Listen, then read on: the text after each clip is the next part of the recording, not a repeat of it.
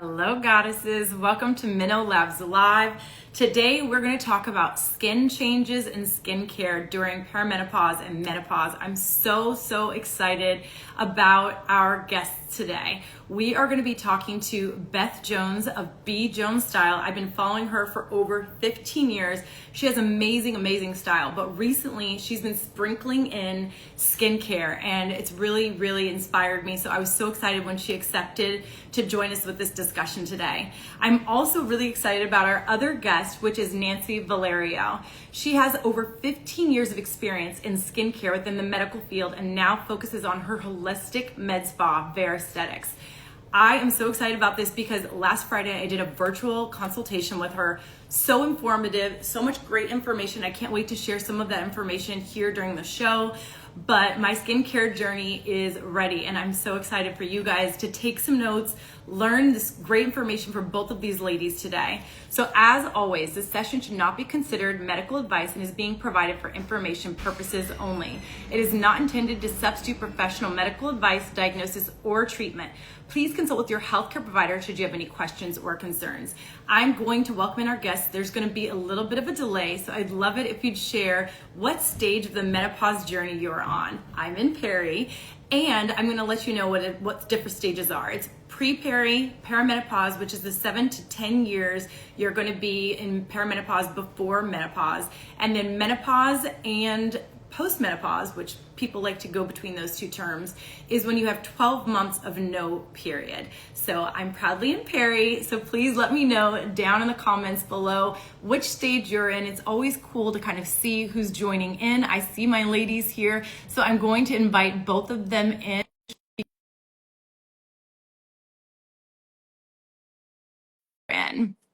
Ladies, I'm inviting you in. I'm not sure if you're going to get a pop-up that says that I'm doing this, prompting you. So, I see somebody joining. Hey, they're back here. That was Oh, easy. good. Thank you, ladies. Welcome. My name is Natasha, and I'm the community manager for MenoLabs. I'm so excited to have our two guests here, Beth Jones. Beth, hi. And Hello. Nancy Valerio from Bare Skin. Nice, hi to see you. Nice to see you. What are you guys drinking today? Oh, I'm boring. I have a Stanley and a water. I love that. I usually have green tea during the day, and I drink green tea, holy basil green tea, because it is specific for inflammation, skin inflammation, and it's also an adaptogenic herb which helps reduce stress. And And I for me, love that you that's, shared that. I have my holy yes. basil here because of you. So Woo! cheers to that. I've added it to my routine. I'm very excited to see, how my skin reacts to this. But let's get started. I recently heard Dr. Shireen Idris, who I highly recommend you guys follow as well, share that age isn't a skin type. And it really resonated with me. Personally, I've experienced hormonal acne on my face after I eat foods like sweet foods, fried foods, and then all of a sudden I just have acne everywhere. I have to preface by saying I did not have any acne when I was a teen. And then now I'm dealing with really dry skin, mainly on my hands during seasonal times, but it will get so bad that lotion and oil won't work. So all of these things are coming to head around my mid 30s. So I'm really curious what's going on. So I can't wait to hear what the ladies here are going to share. So let's dive in. Nancy, perimenopause can start between the ages of 35 and 40. What causes the skin changes during this time? Well, during that time, we're aging, and so are our ovaries. And our ovaries are responsible for making estrogen, progesterone, and testosterone. We don't always think about testosterone, but they're all important. And prior to perimenopause, they're all in a unique ratio. But now that the ovaries aren't producing the same amounts, those ratios vary, and they directly impact our skin.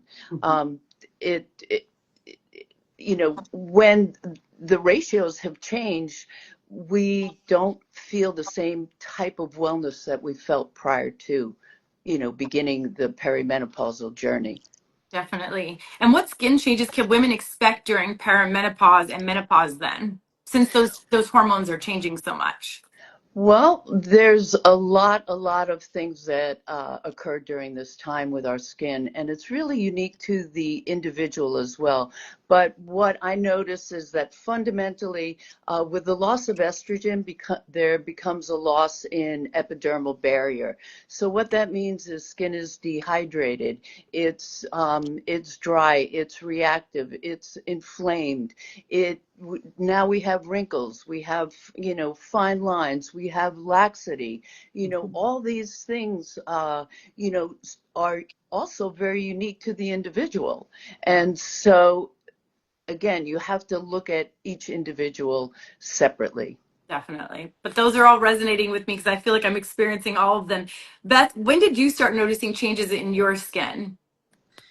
Well, it's interesting you were mentioning you didn't have acne younger and then now you're dealing with it. I'm kind of the opposite. I honestly struggled with acne from the age 13 on, and then really the only time I had clear skin was when I was pregnant, 2 times, and then as soon as I was done breastfeeding, all the acne would come back. But strangely, in more of my perimenopausal phase, I'm 44.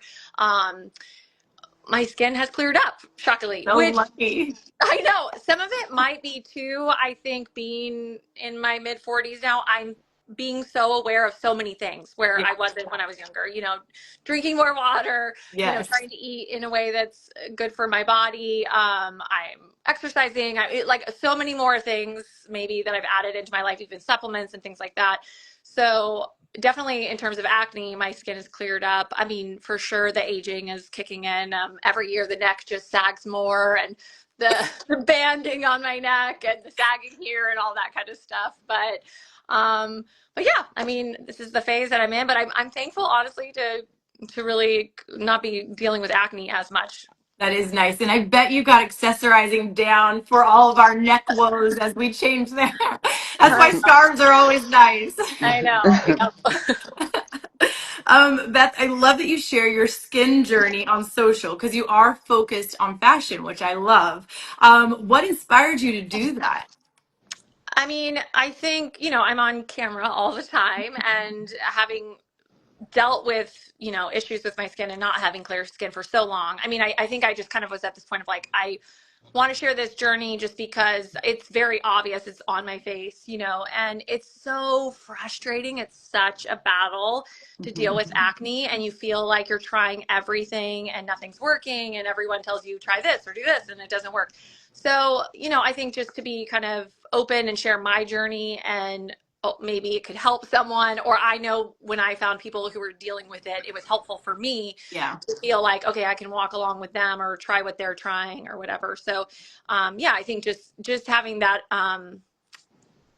way of connecting with people and sharing that, so that if that's something they're dealing with, they can kind of maybe feel like they're learning something or going through it with me. We're in the same boat, that kind of thing.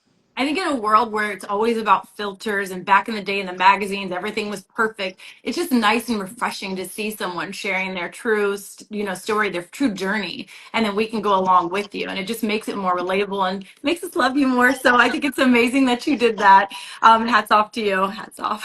That's all.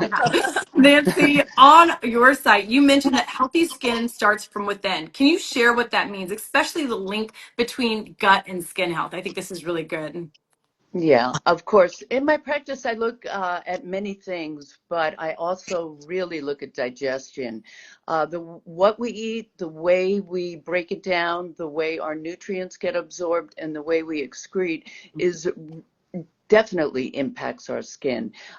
If we can't excrete your toxins, then, we can see it on our face. Yeah. So I look at the whole picture. In addition, as a med spa, of course, there's skincare, there's all kinds of treatments, but I really look at the total individual, lifestyle, sleep, supplements, over exercising, under exercising, how much protein are you eating? Are you getting enough fiber? It's critical to have all these components evaluated so that the individual can really achieve something. Like if people come to me, they're looking for better skin, and I think it's really important. And if you can't absorb your nutrients and excrete your waste, that's a huge problem and directly impacts everything. That's so interesting. So, Nancy, a study showed that eating a variety of fruits and veggies can give you more glow than sun exposure. I thought that was so interesting. What are your thoughts, and which foods should women add to their grocery list? Well, of course, that speaks to eat the rainbow, Yes. okay? Yeah. And I also believe in eating seasonally and locally. Mhm. That's incredibly important. I find that it's important to have clean protein, organic and free range. Certainly, cold water fish also very Mm. important. Mhm. Fiber, our gut works best when we're eating fiber. And to be able to tolerate that, other components, need to be in place. Also, healthy fats, underestimate the importance of healthy fats. Extra virgin olive oil, Brazil nuts, all these things impact. The other thing is fermented foods. To keep our gut healthy. Some people can achieve a healthy gut with food alone. Other people need a little bit of help. Um, yeah, and I think kefir, I think sauerkraut, broccoli, especially important right at this time because it has dim in it, which helps process through your hormones. But I also think it's important to eat what you like. I Mhm. mean, it feels horrible to suddenly be, on this special diet for your skin and you don't like any of the True. food. That's So true. you really have to, find what works for you. It's not necessarily what works for the general public, but it's what works for you, the uniqueness of the individual. Yeah, and I think it makes me more excited to even know the benefits of what I'm eating, to know it tastes good and to know that it's being good for me internally to help with the external. So it Yeah, kind of all works absolutely. together. Beth, how have you changed your diet to help with skin concerns during midlife? Definitely a big thing that I did was for a while was cut out a lot of dairy. And that when I was struggling with acne, that really helped a lot. I've found in this more midlife phase when I'm not necessarily dealing with acne as much, dairy is fine for me now. And so if anything, I'm using dairy on the protein side of things, Yeah. just kind of really bringing in a lot more protein into my diet. Cutting out like extra processed sugars, things like that. But really, I think I just now focus a lot on fiber and protein and, eating my veggies when I can. I love a cheeseburger though. Who doesn't, right? Going back actually to dairy, I thought this was really interesting when I talked to you, Nancy, because I've always done 2% Greek yogurt, no sugar or anything added. It was plain Greek yogurt. But I went grocery shopping and I added the whole fat. Of And that goes course. back to the making it so I'm more full because I've got the full fat in there. So I think that's another interesting one that I took note of when we met. Oh, good. Yes, and full fat products are really important during this time because full fat contains ghrelin. Ghrelin is fats will, excuse me, but full fats will shut off ghrelin, which is the hormone of hunger. So if you're eating low fat everything, you're always hungry. Yeah. So it's really important to have, organic butter or, organic Greek yogurt, as you say, because that will create, satiation. Yeah, which really helps. Yeah. I love knowing what people are using for their skincare. Today, we're going to ask Beth what she has in her Perry Skin Toolkit, and Nancy will let us know what she recommends we all include in our kit. Beth, what does your skincare routine look like? Well, I feel like I'm the most boring person when it comes to this. I have found that because I've dealt with issues with my skin, honestly, the more products I added, the more my skin reacted. And maybe I had to give it 6 months for it to work or whatever, but I never wanted to do that. So I'm honestly pretty simple with everything. In the morning, I just wash my face with water. I don't put like extra products on. And then, of course, I'll do, a moisturizer in the morning. And I am much better about sunscreen now in my life. I used to be terrible about sunscreen. So sunscreen, always. And then in the evening, I'm really simple too. I just do a simple cleanse. And then, I'm usually a double cleanser. I definitely double cleanse. And then again, I might do like a BHA type product or something like that, maybe every other night or every third night. And then I just moisturize as well. So honestly, I feel like anytime I add all those extra like fun products or make me look younger, all those things, my skin just doesn't like it. So I Yeah. really pretty simple with I it. think I'm the same with you. My skin is very sensitive, and when I try to add all these other products that people Doesn't recommend, work. all of a sudden I have zits everywhere, not Yeah. just in my hormonal area. Yeah. So let's ask Nancy, what products are essential for women in perimenopause and menopause that are going to support our skin during this season? Yes, of course. I think it's really important to find a moisturizer that adequately hydrates your skin. So whether it's a gel moisturizer, and again, this is all unique to the individual. I like fractionated hyaluronic acid. It gets absorbed through all 5 layers of the skin and keeps it hydrated. I'm also a big fan of vitamin C, and sometimes that's a little difficult for people because they can react adversely. But vitamin C, what will it do? Helps to make collagen, it protects against UVA damage, and it strengthens your skin at a time when you're experiencing facial laxity. And so I'm a big fan of that, as well as, and as Beth said, you know, all the things that strip didn't necessarily work for her. So whether it's a retin A that produces collagen or retinol, or an acid that helps keep skin exfoliated, I like that in a skincare program. Gentle washes. This is a time where you just don't want to take the top layer off. If Yeah, anything, you want to build your top layer. So Beth, totally. it's unique to you. Yeah. So and certainly Natasha, it'll be unique for you as well. Yeah, I can't wait. I noticed that sometimes if I use a certain kind of soap, all of a sudden I just feel so dry. So it's just those certain ingredients that seem to trigger it, but I guess you have to test it out for yourself and see what works best.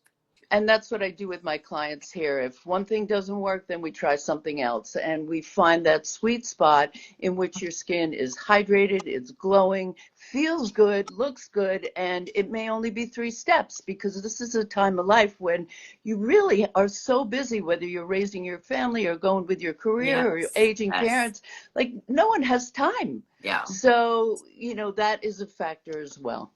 Speaking of that, that was a great point. I just wanted to highlight another thing that we talked about. You said if women don't have time, let's say dinner gets in the way and you're rushing through, what did you recommend for that night routine for your face? Uh, do it before dinner, I would before have you never have. even thought about that. Of course, but and I hear it all the time. By the time everything is done for the evening, I'm so tired I can't do my skincare program. But if you get home and you wash your face and do your evening skincare program, it's done, and then you don't have to worry about it. Because really, consistency is what is the most important part of skincare at this age. Yeah. Consistency gives you what you're looking for. All about And that, those routines. The goal is the yes. glow. Yeah. Oh, that's good. That's a good How does one. collagen help skin during perimenopause and menopause? Collagen is important because it's a building block and it gives structure.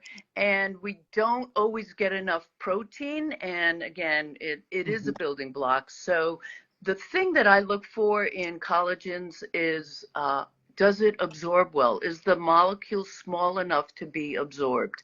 Otherwise, there's no point in taking it. So as a supplement, and I think it's important to take collagen, but we really do need to look at does this molecule get absorbed?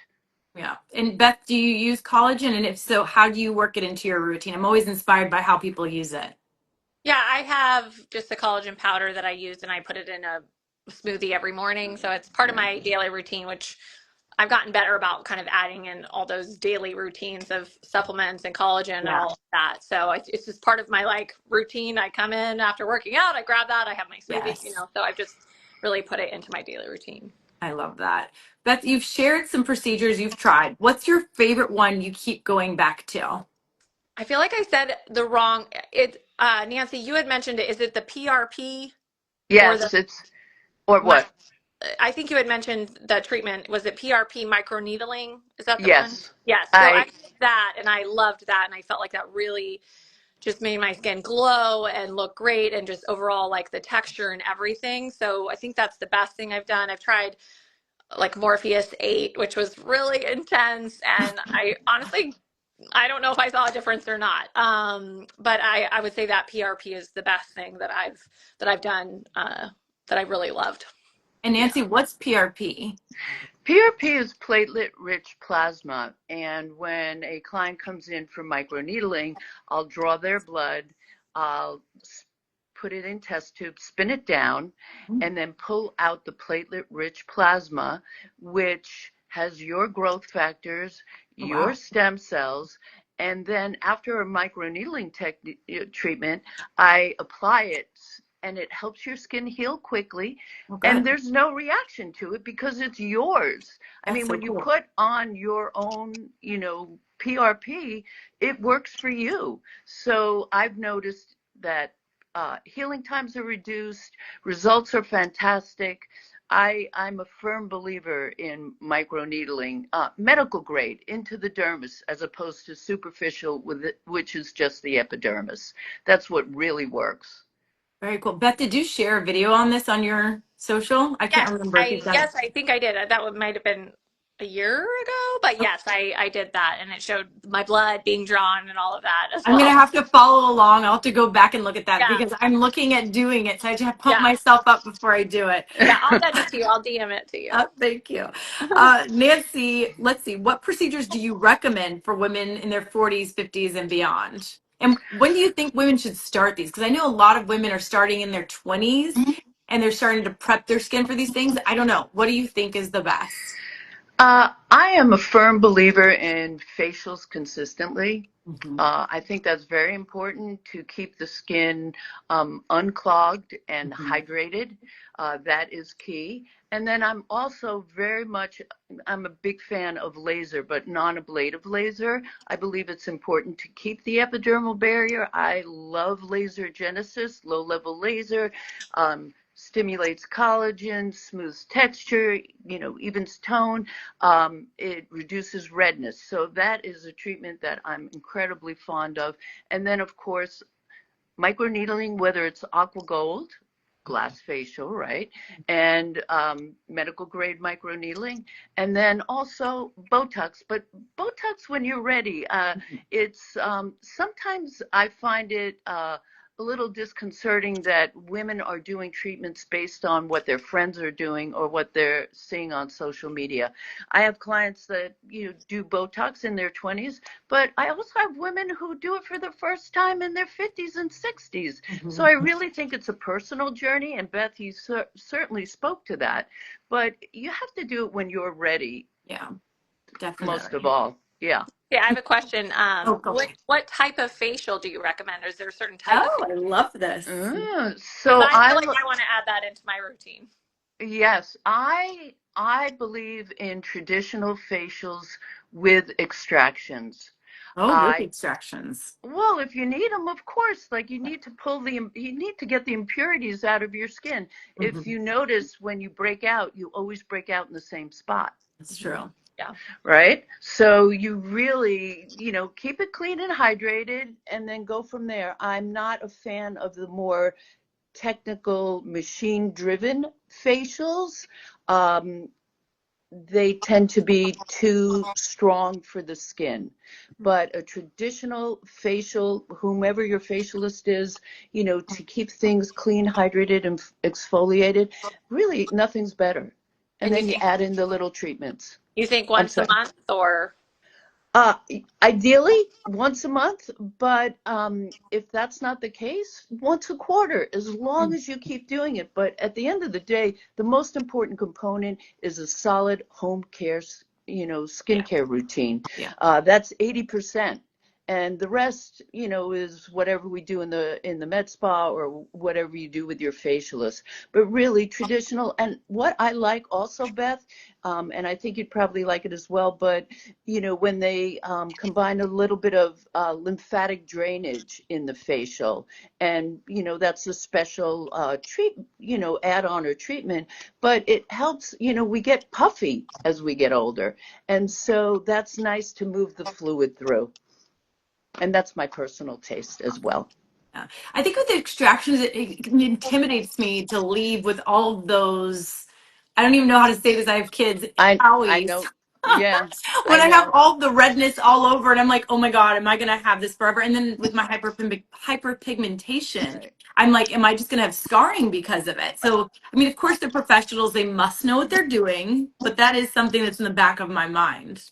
I think it's really hard, or it takes a bit to find a facialist that knows how to work with your skin. Mhm. It's all skin types, darker skin tones will have pigment. Yeah, No one wants to leave the spa looking worse than when they came in. that's the But thing. yeah, I know it's awful. But, if you can find a facialist, certainly that does calming, cooling treatments. You can add on LED, great to Yeah. reduce the reds. You should look better after your facial, not worse. And that may take a bit of you have to find it. You know Yeah, what I mean? And you have to seek that person out. Some definitely. people have the touch, other people don't. I So wish I lived in California. It's so unfortunate that I'm not. Another thing from our conversation I thought would be cool to highlight is the mask. I have a red light mask. I realized after I talked to you that it also does blue light. I was like, how did I not notice? But oh usually really? I have my Oh, eyes closed when I'm using it. So it starts off red and it goes to blue. Can you share the benefits of the red light and the blue light for our skin?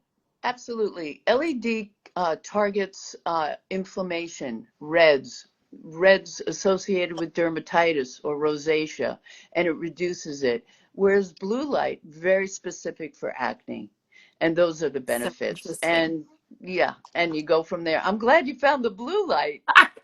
I had my eyes open. I was like, oh my God. So I was It's telling my blue. husband we had to buy a new mask. And then I'm like, oh, no, we've got it. So it's hilarious. That's awesome. Let me see. I've got questions here. Do you offer testing in order to determine what supplements to take for perimenopause? Oh, that's for us. We do have a quiz coming, so stay tuned for that. Let's see. Do you guys have any questions for skincare, skin treatments, glowing skin this summer, glowing skin during perimenopause and menopause? Please add them to the bottom. I did have another thing I was going to ask about. I know during the summer when women experience hot flashes, we go to rose water on the go. Is that something you think is good, beneficial for changing skin? I've also heard that it could dry the skin out. So I wanted to get your take on that. For me, Yeah. Nancy? Yeah. Oh, okay. I think anything that adds a little bit of topical hydration is fine. Rose water tends to be kind of a cult favorite, if you Mhm. would. Mhm. I don't think there's a particular benefit in that over, a spray of hydration. I In the summertime, I like products that are lightweight and readily absorbable. Mhm. And the other thing that I like is a salicylic toner, because what you can do then is you're sweating, you're out, in the Yeah, sun, whatever. Salicylic toner just, you know, clears everything up, dries it up, degreases your skin. But it's really, I like the fractionated hyaluronic acid. That really is what works best, and it will deposit into all 5 layers of your skin. So again, unique to the individual. definitely.